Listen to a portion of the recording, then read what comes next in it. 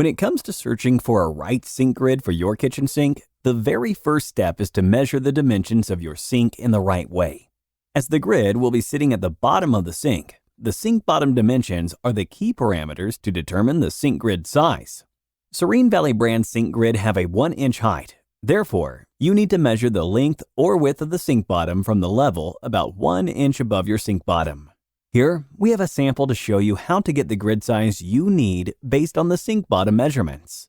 We have a measurement of sink bottom length about 26 5/8 inches here. Considering there is a need of about ½ inch room for the grid in and out of the sink, you will need the sink grid length no more than 26 1/8 inches.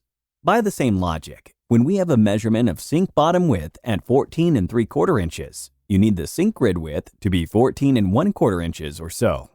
Once the dimension of the sink grid is determined, you need to look for the drain location of your sink.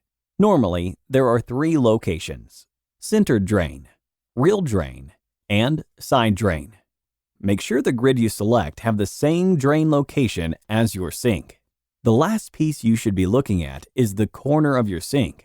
Normally, there are 3 corners: 3½ inches corner radius, 1½ inch corner radius, no radius, or 3/16 of an inch corner radius.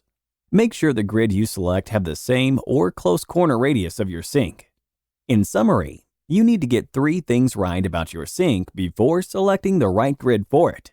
1. Sink bottom dimensions. 2. Drain location. 3. Sink corner radius. We hope you find this video helpful in your grid searching, and please let us know if you have any questions.